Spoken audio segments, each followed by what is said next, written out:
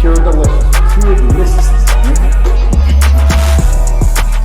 My name is Banky, man. Everybody calls me Banky. That's the name that I got from my grandmother when I was young. I'm coming out here after 30 years. I ain't got nothing, but I'm gonna have something because I'm rich in personality. You know, and I'm rich in love. My family love me. That's really all that counts.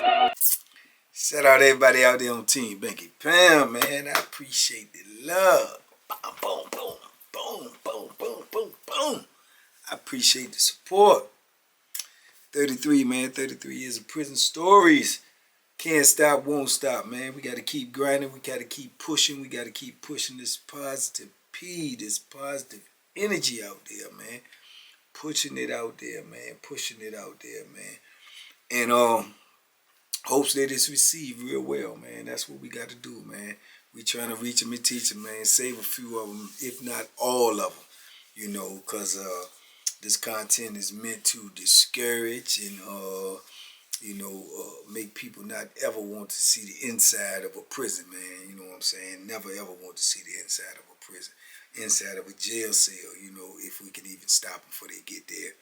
But, appreciate everybody who been rocking with me, man. Everybody who hold me down, man. Who watch the videos, make comments, do all of that, man. Like the video, man. I'm gonna keep on showing my appreciation. I'm gonna keep on saying I appreciate the love, appreciate the support, because I do. You know what I'm saying? This stuff is not guaranteed. I get up every day and try to put this content together, you know, in hopes that it'll reach as many people as it can. I hope it'll help as many people as I can. But at the same time, it's not guaranteed, man. You know, it's not getting out there if y'all ain't watching it, if y'all ain't sharing it, if y'all ain't supporting it. So I appreciate that, man. So that's why I always say that to those who was wondering, you know what I'm saying? But big love, man. And I appreciate everybody who be tapping in on that morning mud, man. It gets more and more interesting by the day. You know, you never know what you might hear in there. So if y'all ain't tapped in, man, please tap in. Lately, I've been doing it on Instagram as well as YouTube, so I don't know if it's going to end up being one or the other or what, because we do have other things in the works, man, where we're going to try to, you know, get with these other platforms that I got and try to put some content on that as well. So stay tuned for that real soon, and some more changes coming, man, in the days to come, 2024. We trying to be everywhere. Everywhere. TBP Nation, stand up, salute, big love, I appreciate you. Oh, man.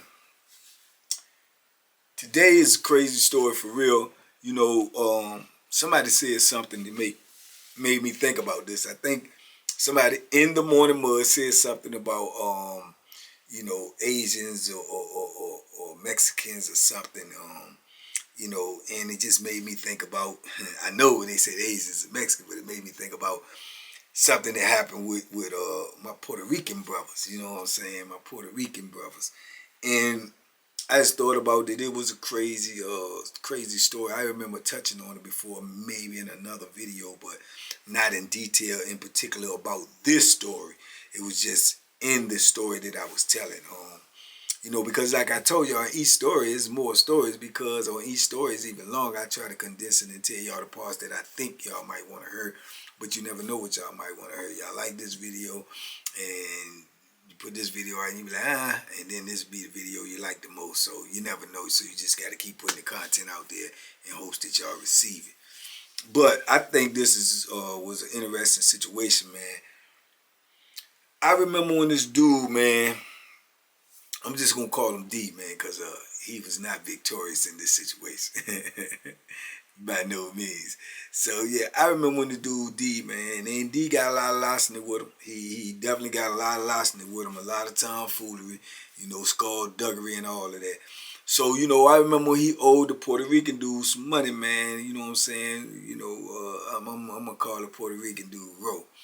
I mean, when he owed Ro some money, man, you know, and Ro was being patient with him, man. He was being real patient with him, you know, working with him or whatever, man. But, you know, like I say, D got that larceny, man, and he was trying to carry the dude for real and not pay him. And he steady running around doing his thing, you know, getting high over here, getting high over there, borrowing this, paying that, you know, robbing Peter to pay Paul. But you don't forgot all about Ro, because Ro being patient, and Ro, you know what I'm saying, ain't making a whole lot of noise about it. You know what I'm saying? Sometimes, you know, the quietest dude in the room is the most dangerous dude in the room. And he ended up finding that out the hard way.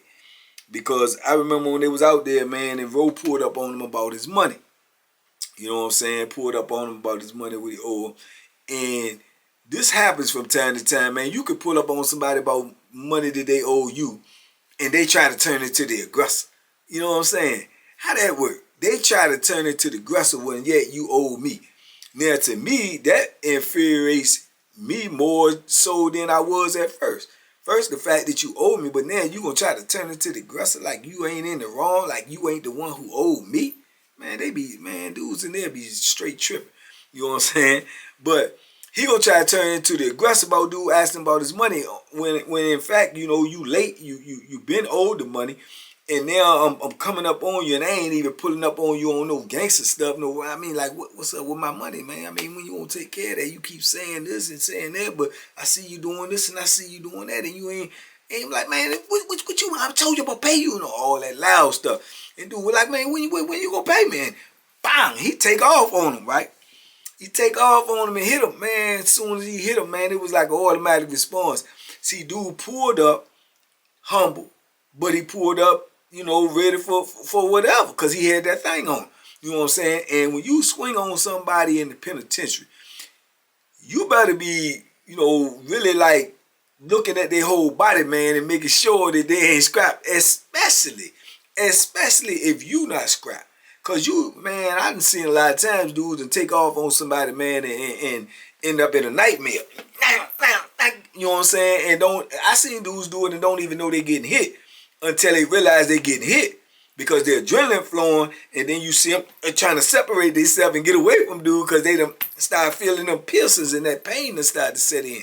So this is what happened with him. So he take off on dude, and dude stomach back and pull that joint out and came straight up on him and pop, pop. And man, he just turned around and took off, right? So now old boy chasing him, trying to get him. You know what I'm saying? You started it, let's finish it.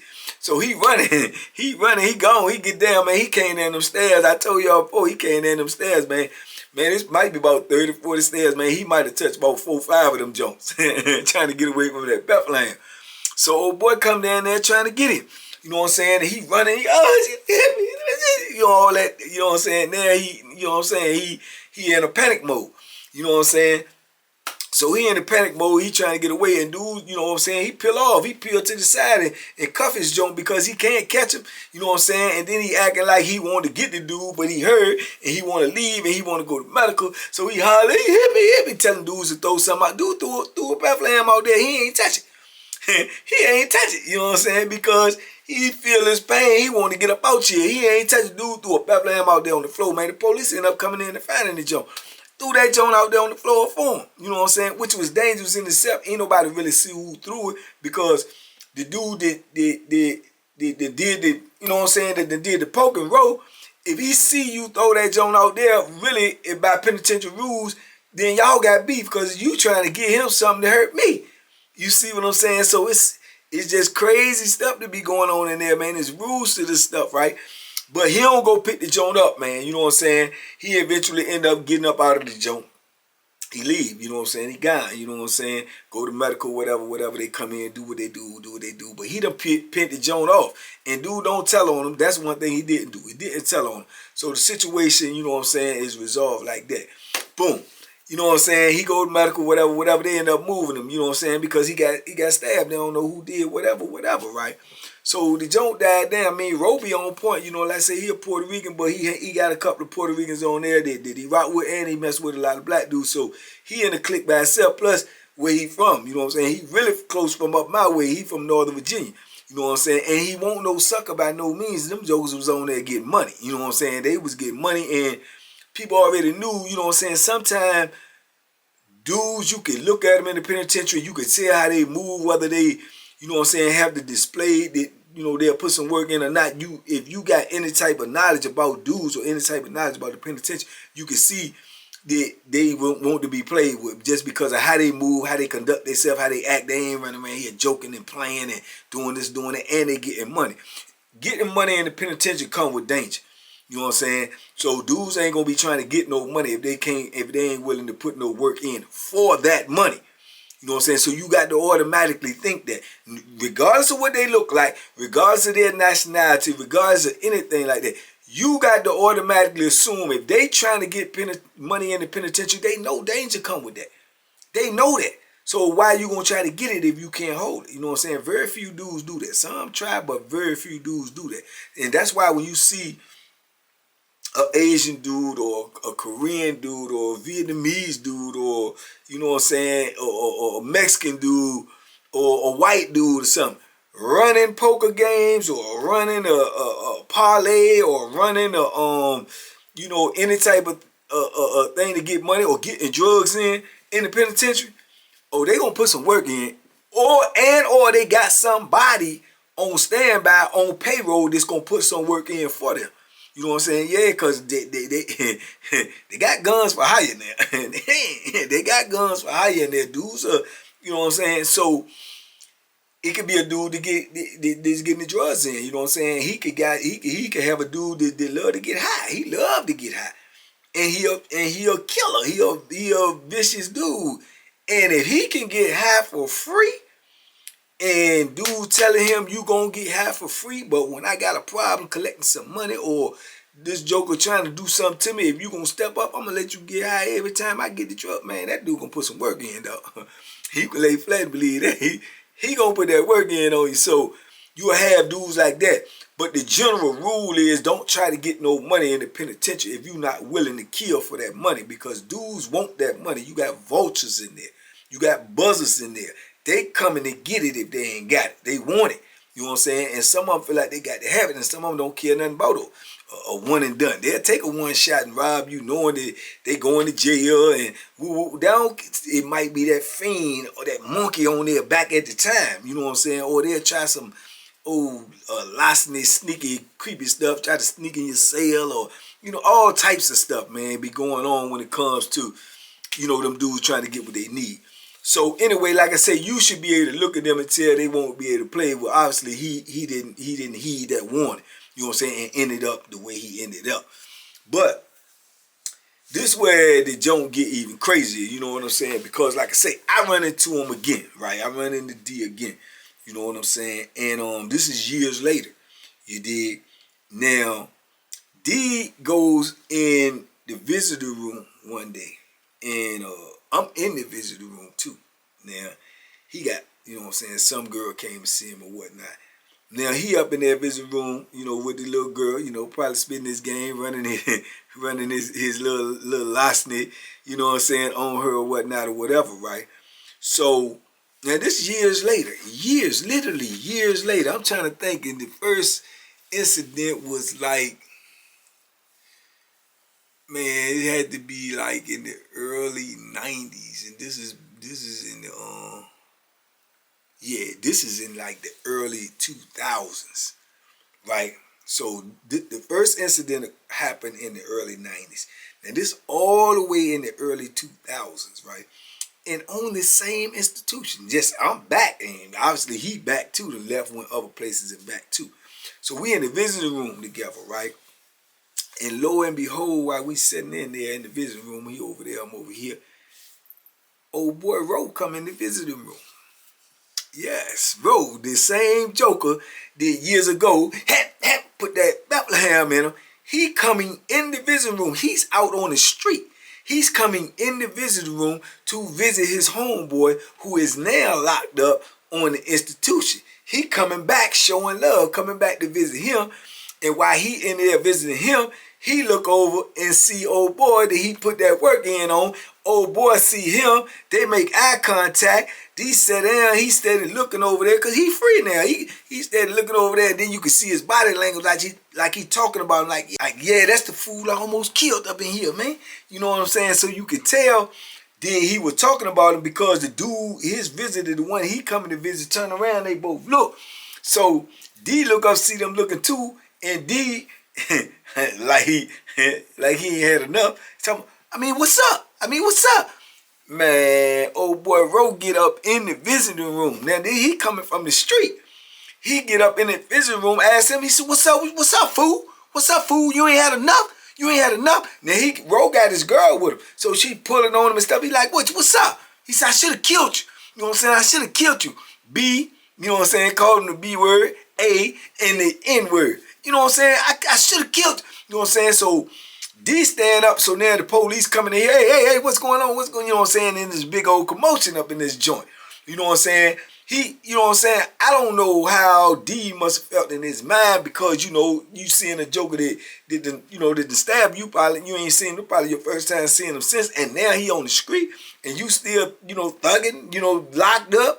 And, you know, you probably want this joker. Now, had it been me, man, I'm attacking him. I would have attacked him off the rip as soon as I seen him. This the only chance I get to get some get back. Man, I'd attacked him off the rip.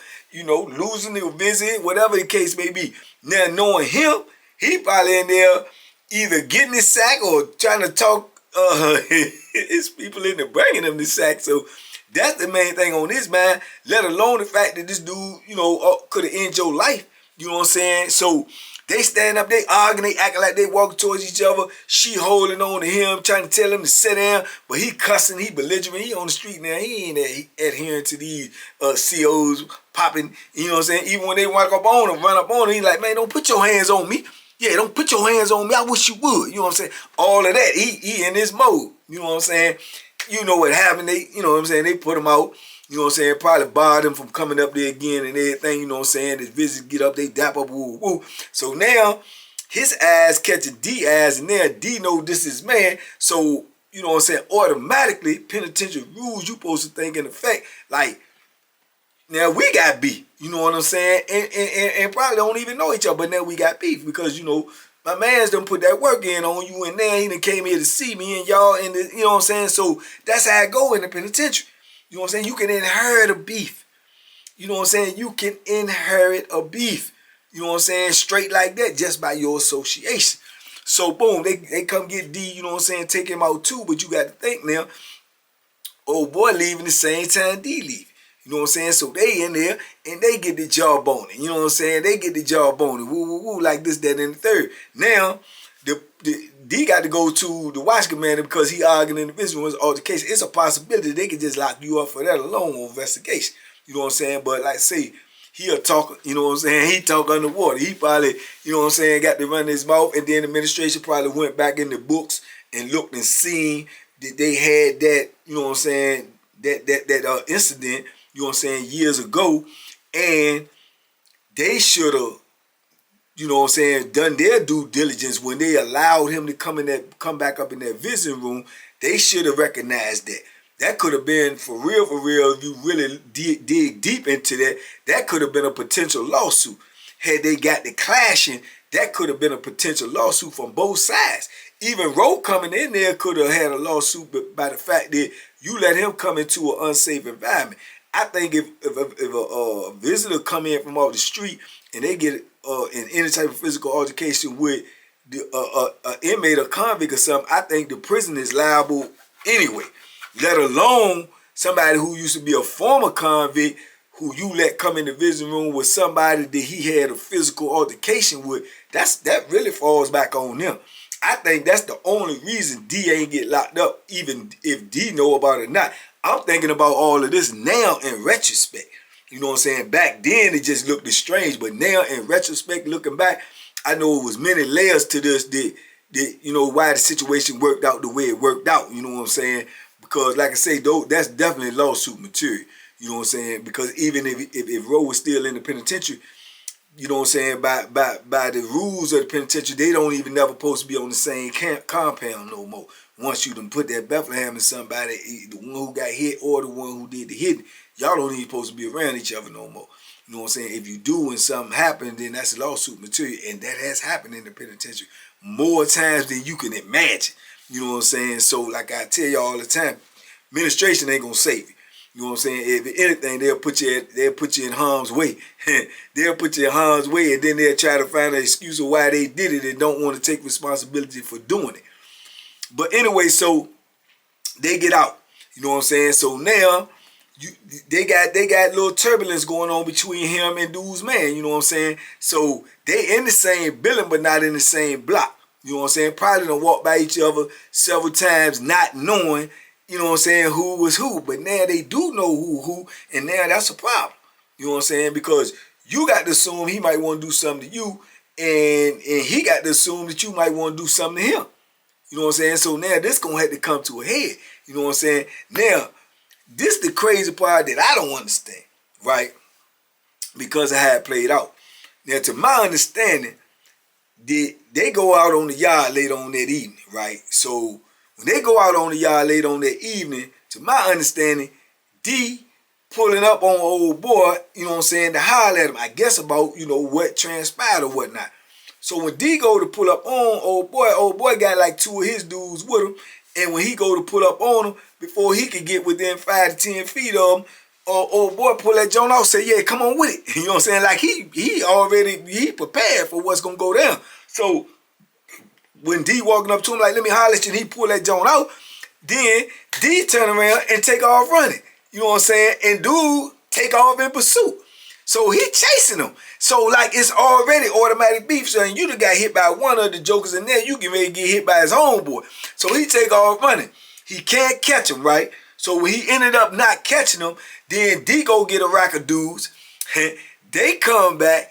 Dude got his 2 dudes with him, a couple of rack of dudes of his come over that's gonna back his hand. Now it look like this joint getting ready to get super duper ugly on the yard. You know what I'm saying? You don't know who scrapped or who ain't, but we know he is. You know what I'm saying? So they down there talking and everything. So D tell him, look, I come to holler at you, man. And you pulling the joint out. I mean, if it's like that, what's up? I don't even know you. You know what I'm saying? Your homeboy come in the visiting room. Me and him got history or whatever. I don't even know you. Now you gonna, you know what I'm saying? So it's all of that. So dude trying to tell him like, well, look, Holmes, I don't know what you gonna do.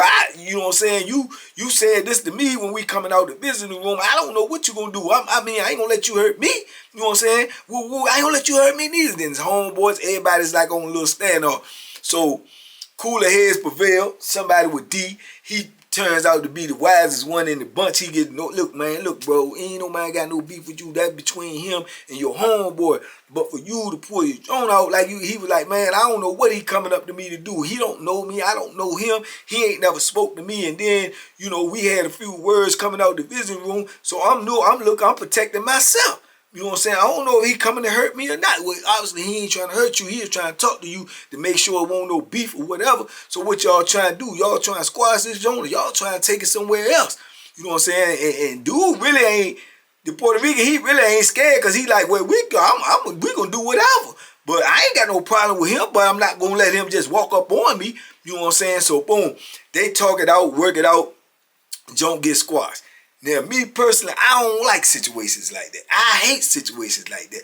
When it look like it's going to be something, when some Bethlehem play that came in effect, some words been came out of people's mouth, certain words, like I say, words spoken can't be unspoken. I just don't like that type of stuff in the penitentiary because, like I told you, it's the old thing in the penitentiary, say dudes will rock you to sleep. You know what I'm saying? Dudes can get you comfortable, man, and then you act like it ain't nothing, and it's something. You know what I'm saying? It's something still there, and then dude can have a bad day.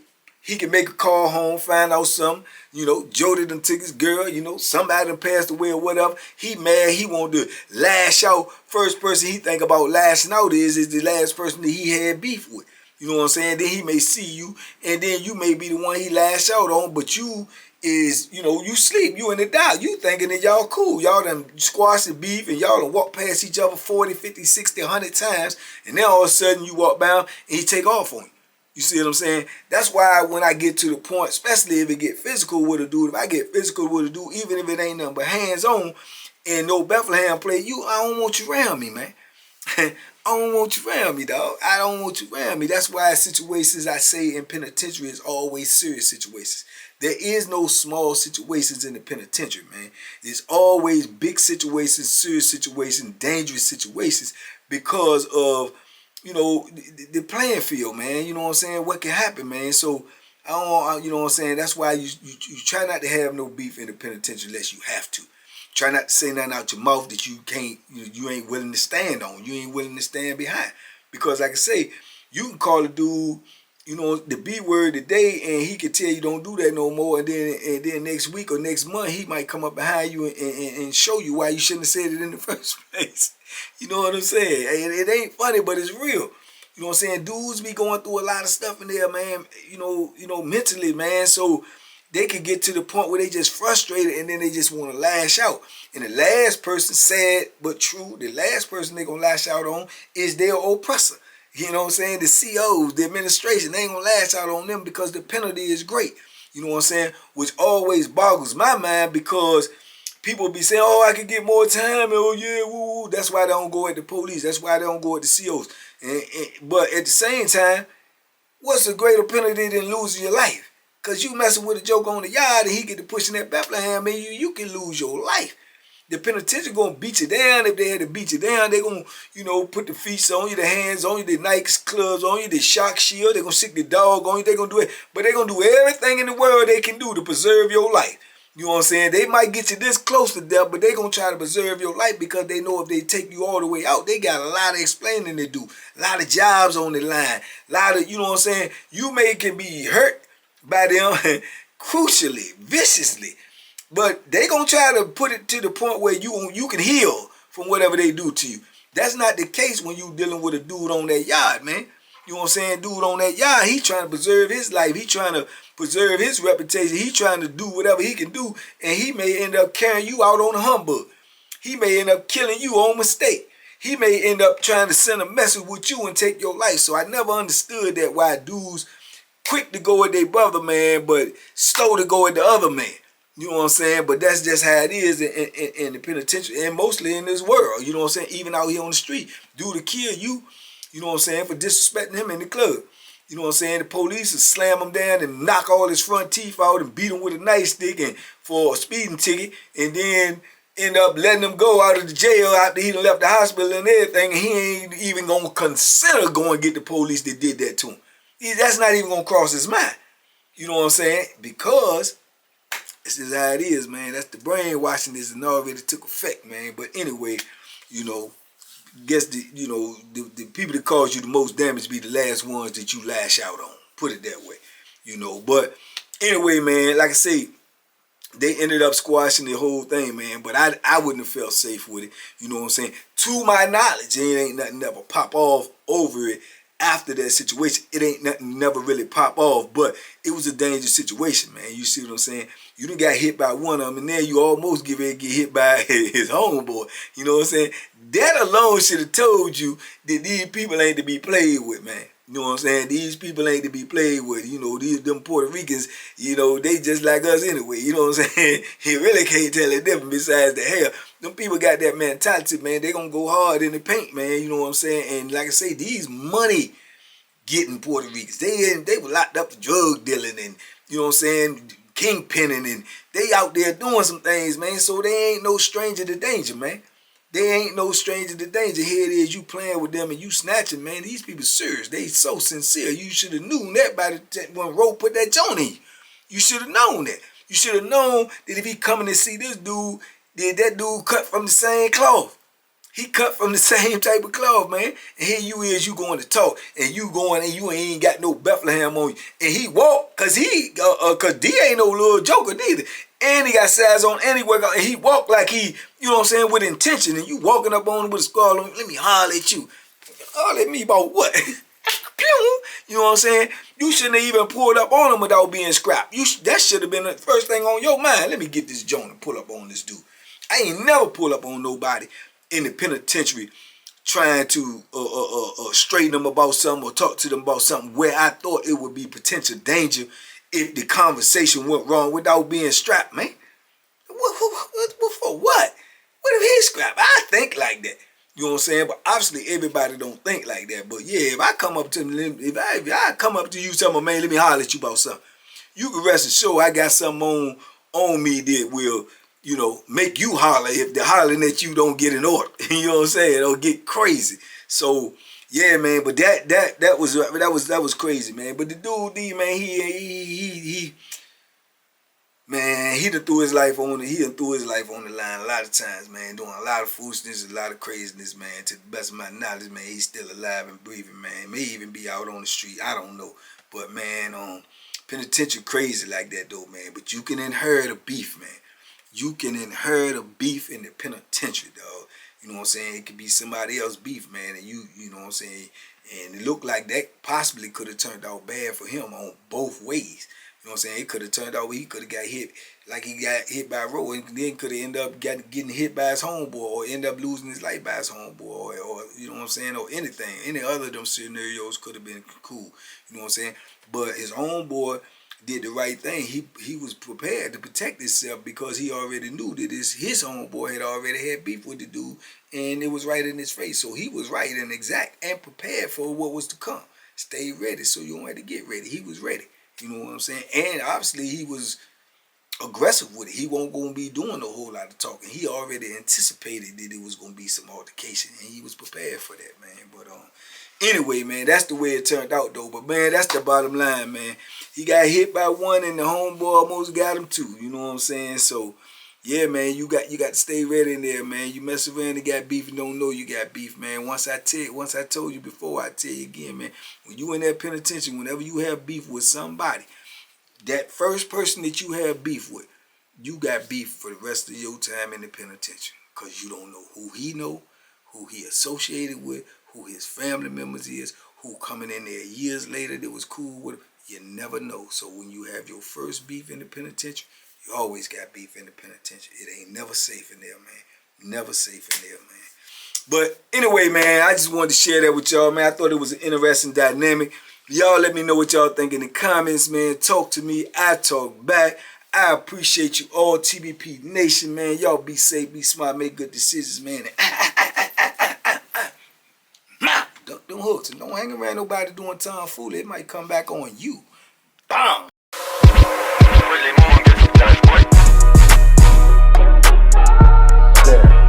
The banking special. Yeah. Pure deliciousness. Pure deliciousness, man.